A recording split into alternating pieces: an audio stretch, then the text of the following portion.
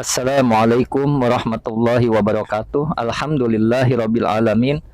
Allahumma sholli ala sayidina Muhammadin. Teman dan sahabat semuanya yang dimuliakan oleh Allah Subhanahu wa taala.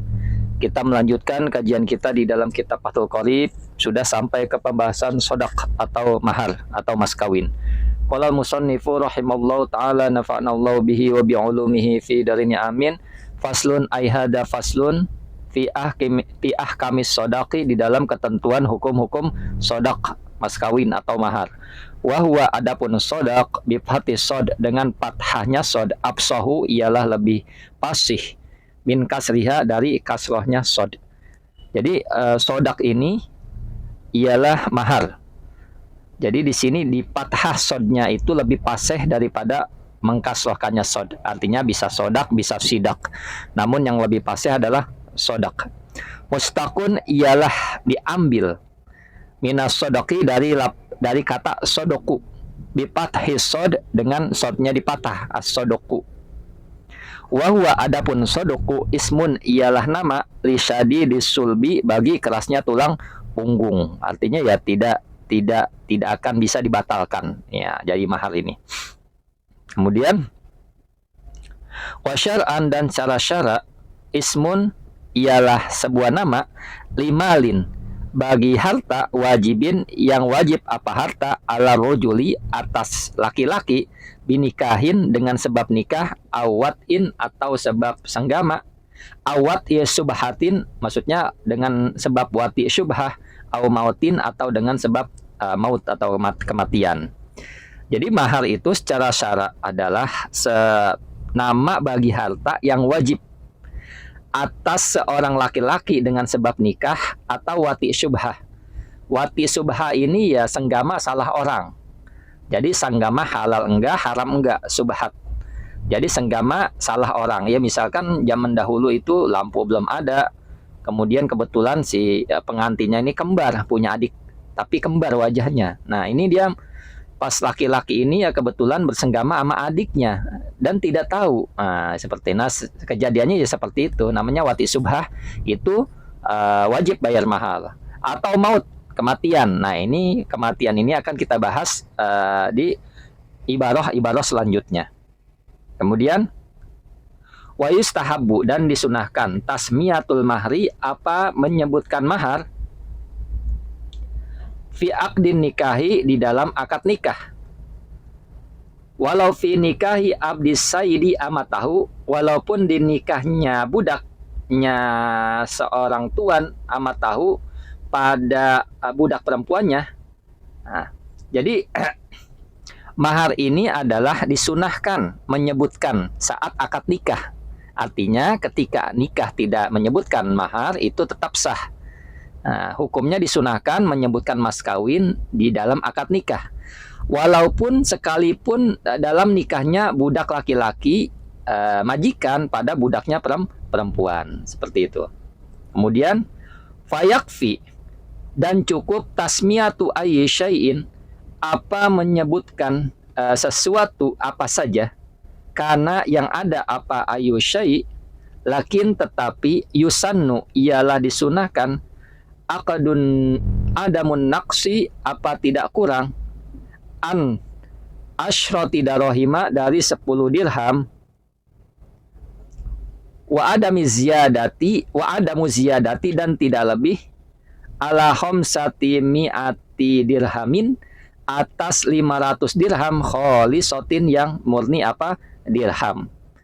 Jadi sudah dianggap cukup menyebutkan mas kawin berupa apapun. Artinya ya mas kawin itu ya mahar itu bisa disebutkan dengan misalkan yang berharga, walaupun 1.000 rupiah itu sah nikahnya, menyebutkan mahar ya 1.000 rupiah atau 10.000 atau 20.000 tetap sah. Nah, ketika dia menyebutkan pun dengan manfaat, nah mahar saya mengajarkan Al-Fatihah itu tetap sah, nanti akan dibahas. Nah, ini tidak maksudnya disunahkan mas kawinnya tidak kurang dari 10 dirham. Nah, ini kalau ukuran dirham, disunahkan tidak kurang dari 10 dirham. Tetapi ya boleh saja mahar itu ya sedikit, artinya 1.000, 20.000, 10.000 ya boleh saja. Nah, jadi tidak lebih dari, ini yang disunahkan ya, tidak lebih dari 500 dirham. Wa adamu ziyadati, maksudnya tidak lebih ala khamsi mi'ati dirhamin, dari 500 dirham yang murni apa dirham.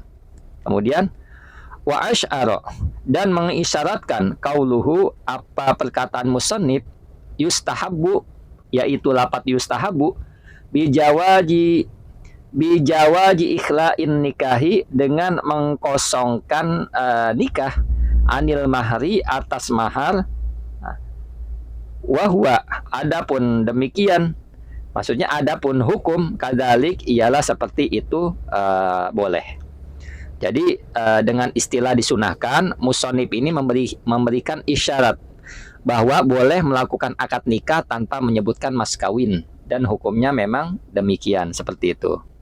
Kemudian Allahumma sholli ala sayyidina Muhammad wa ala ali sayyidina Muhammad. Fa in lam yusamma, maka jika tidak disebutkan, fi aqdin nikahi, di dalam akad nikah, mahrun, apa mahar, soha, maka sah al aqdu, apa akad nikah. Wahada, dan adapun ini, makna ta'wid, ialah makna ta'wid, makna memasrahkan. Jadi begini, mahar itu ada musamma, ada ta'wid. Nah, ketika mahar itu disebutkan, namanya musamma.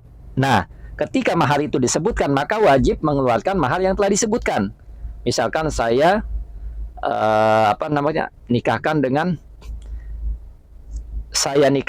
Anda dengan tulis saya dengan mas kawin 1.000, misalkan 5 juta rupiah, misalkan seperti itu. Saya terima nikahnya dengan dibayar 5 juta, dibayar tunai. Nah, ketika disebutkan maharnya, maka itu wajib dikeluarkan sebesar yang disebutkan. Tapi ada makna ta'wid, dengan apa, memasrahkan, mengkosongkan mahar, tidak menyebutkan mahar, seperti itu. Tapi maharnya tetap wajib. Nah, seperti ini. Wayas duru, dan keluar apa ta'wid, muncul apa ta'wid, tarotan, ialah maksudnya kadang-kadang, minaz zaujati, dari seorang istri, al-baligoti, yang balik, siapa istri, ar-rasyidati, yang pandai, siapa istri, maksudnya pandai ini rosid. Jadi rosid ini ya bukan pandai artinya IPK-nya bagus atau pintar, maksudnya pandai ini ya dapat membedakan yang mana yang bahaya, yang mana tidak. Jadi udah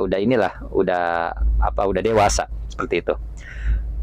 Kakau liha, seperti ucapannya seorang perempuan, liwaliha, kepada walinya perempuan, jawizni, nikahkanlah aku, bila mahrin, tanpa mahar, au ala mahroli, atau atas tidak ada mahar, li, bagiku, seperti itu. Maksudnya kadang-kadang seorang wanita yang balik, yang rosyid, yang pandai, ia mengatakan kepada walinya, kepada ayahnya, bisa juga dengan kakeknya, nikahkan saya tanpa mahar, atau au ala mahrili, au ala mahroli, maksudnya tidak ada mahar untukku, nikahkan saya tidak ada mahar untukku. Nah, ini bahasa-bahasa yang sama sebenarnya. Artinya si wanita ini mengatakan nikahkan saya tanpa mahar. Maka ini namanya ta'wid. Ta'wid, tapi maharnya tetap wajib. Nah, seperti ini. Sekarang kita lanjutkan dulu. Payujawijuha, maka menikahkan hak pada perempuan, al-waliyu, siapa wali, wayanfi, dan menafikan siapa wali, al-mahra, pada mahar. Kemudian, jadi di sini payujawijuha, dan maka menikahkan hak pada perempuan, al-waliyu, siapa wali, wayunfi, dan menafikan siapa wali, al-mahra, pada mahar, wayaskutu, dan diam siapa wali, anhu, dari mahar. Jadi seperti itu. Artinya apa? Ta'wid, maksudnya ta'wid ini ada kalanya dari mempelai wanita yang sudah balik dan rosyid, seperti ucapan wanita tersebut pada walinya. Kadang-kadang wanita mengucapkan nikahkanlah uh, aku dengan tanpa mas kawin, seperti itu. Kadang-kadang wanita ya ada yang bilang seperti itu. Atau dengan tanpa mas kawin yang akan aku miliki. Nah, kemudian sang wali ini menikahkannya dengan meniadakan mas kawin atau diam tidak mengucapkan mas kawin. Artinya nikahnya tanpa mahar. Ini namanya ta'wid. Namun maharnya tetap wajib. Nah, seperti itu. Kemudian wakada, dan ialah demikian juga laukola, seandainya berkata Saidul Amati, siapa majikannya budak perempuan, li syahsin, kepada seseorang, jauh wajatuka amati, mengawinkan siapa saya kepadamu, amati, pada budak perempuanku. Kemudian wanafa, dan meniadakan siapa Said al mahro, pada mas kawin, wasakata, atau diam siapa Said. Nah, begitu juga seandainya majikan budak perempuan berkata kepada seorang, maksudnya seorang majikan, aku nikahkan. Maksudnya begitu juga seandainya majikan budak wanita berkata kepada seseorang, artinya majikan perempuannya berkata kepada seseorang, jadi majikannya bukan perempuannya, aku nikahkan engkau dengan budak wanitaku. Dan sang majikan meniadakan mas kawin atau diam tidak menyebutkan. Nah, demikian. Nah, ini kan budak, sekarang tidak ada budak, ini contoh saja. Nah, begitu juga budaknya perempuan, majikannya budak perempuan kepada seseorang, itu ya boleh saja. Nah, ini agar mudah dipahami, kita teruskan dulu. Idza soha, apabila sah, tafwidu, apa tafwid? Nah, tafwid ini ya meniadakan mahar. Nah, wajaba, maka wajib, al mahru, apa mas kawin, fihi, di dalam ta'wid, bisalah sati asya'a, dengan 3 perkara. Jadi apabila sah, ketika ta'widlah sah, maka mas kawin menjadi wajib tetap dalam permasalahan ini sebab 3 perkara. Jadi artinya walaupun ketika ta'widlah sah, menikah tanpa mahar itu sah, nah maka mas kawin menjadi wajib tetap dalam permasalahan ini sebab 3 perkara ini maksudnya. Yang pertama, wahya, adapun salasah, ayafridahu, ialah menetapkan ajauju, siapa suami, ala nafsihi, atas dirinya jauj, watardo, dan rela, ajaujatu, siapa istri, bima, dengan sesuatu, parodohu, yang menetapkan siapa jauj, hu, pada mahar. Yang pertama adalah, nah, maksudnya ketika ta'wid sah, maka mas kawin tetap wajib atau menjadi wajib dalam permasalahan ini sebab 3 perkara. Yang pertama adalah menetapkan pada mahar siapa suami. Jadi sang suami ini memastikan mas kawin yang akan ia berikan, dan sang istri setuju dengan mas kawin yang telah ditetapkan oleh sang suami. Jadi walaupun maharnya tidak disebutkan, artinya apa? Tetap wajib mahar itu diberikan. Nah, misalkan dia nikah tanpa mahar, tidak disebutkan maharnya, tetap wajib mahar itu diberikan, suatu kewajiban. Misalkan yang pertama adalah suami menetapkan mahar tersebut atas dirinya, kemudian si istrinya ridho, misalkan ya udah saya kasih mahar 1 juta aja ya, kemudian istrinya bilang ya udah saya terima, saya rela, saya ridho, nah itu jadi mahar. Nah, ini makna ta'wid. Nah, tapi ketika disebutkan maharnya, ini namanya mahar musamma, wajib dia mengeluarkan apa yang disebutkan di dalam akad tersebut. Tapi kalau ta'wid tidak disebutkan, maka menjadi wajib ketika sang suami menetapkan dirinya pada mahar dan jumlah mahar maksudnya, dan si istri adalah ridho seperti itu. Misalkan 500, ya udah suami memastikan 500, si istrinya ridho diberikan 500, itu menjadi mahar. Kemudian au yafridahu, atau au yafridahu, atau menetapkan pada mahar al-hakimu siapa hakim ala jauji atas suami wayakunu dan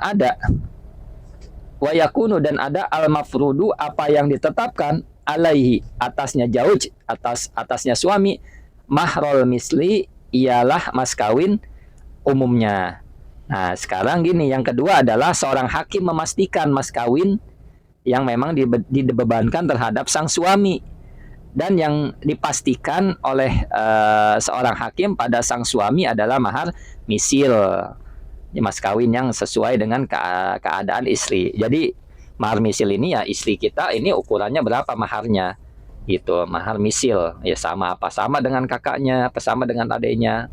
Ukuran wanita ini ya berapa gitu, mahar misil namanya. Jadi ketika maharnya nggak disebutkan, yang pertama adalah si suami menetapkan dan si istri ridho. Yang kedua adalah hakim yang menetapkan. Misalkan si istri dan suami ya tidak menetapkan, saling cekcok misalkan. Nah, tentunya hakim yang menetapkan. Tentunya maksudnya pengadilan agama ya di sini, KUA lah. Nah, menetapkan bahwa dengan mahar misil seperti itu. Yang ketiga adalah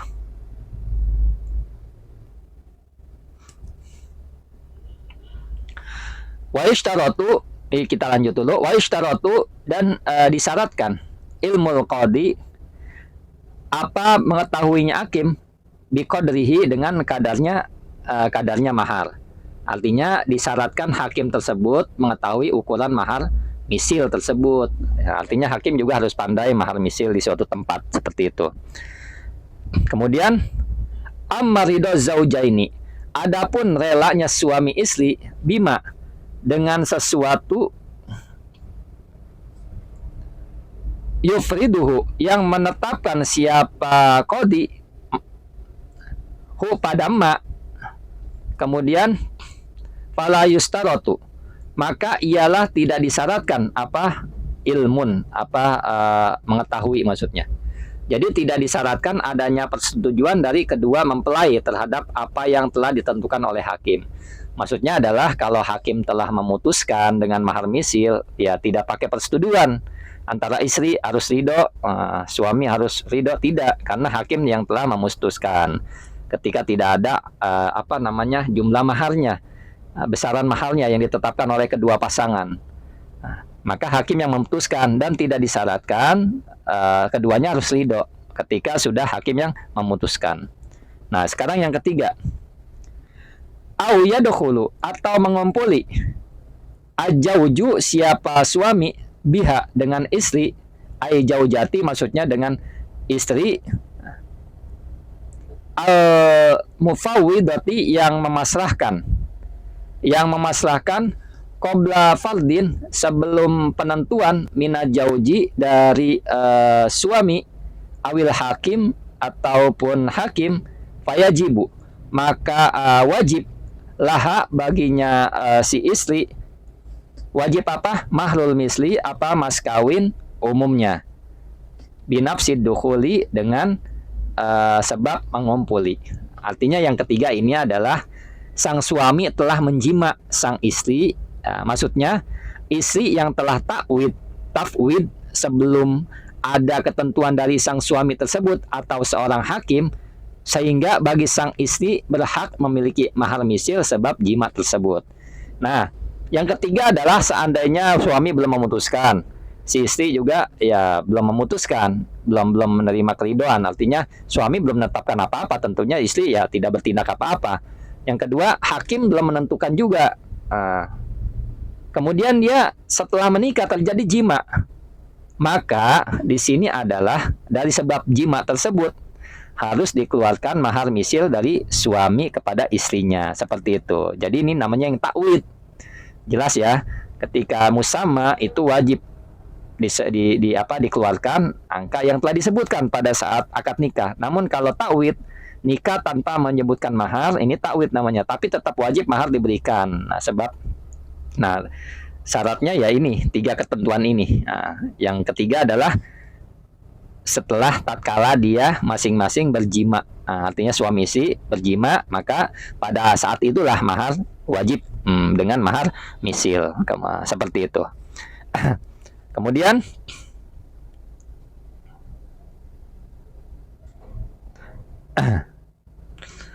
nah, sampai mana nih? Wayu tabaru, dan diibaratkan, dianggap, hadza mahru, apa ini mahar, bihalil aqdi, di waktu akad, fil asoh, di dalam kaul yang asoh. Artinya apa? Mahar misil yang dijadikan ukuran adalah mahar misil saat akad nikah menurut pendapat yang asoh. Artinya misalkan si A nikah dengan si B tanpa menyebutkan mahar, maka dia berpisah sebelum hubungan, misalkan pisah setahun, ya kan, setahun. Dia tidak menyebutkan mahar. Kemudian setahun ini kan lama. Nah, ini belum dikasih mahar. Kemudian dia berhubungan badan. Nah, saat itu wajib mahar karena sebab berhubungan badan. Nah, apa yang diambil harganya yang diambil dari mahar misil, maka ukurannya adalah mahar misil tatkala akad. Artinya apa? Satu tahun yang lalu. Mahar misilnya berapa pada satu tahun yang lalu, bukan mahar misil pada saat dia bertemu kembali setelah berpisah 1 tahun. Seperti itu. Mudah-mudahan dapat dipahami. Assalamualaikum warahmatullahi wabarakatuh.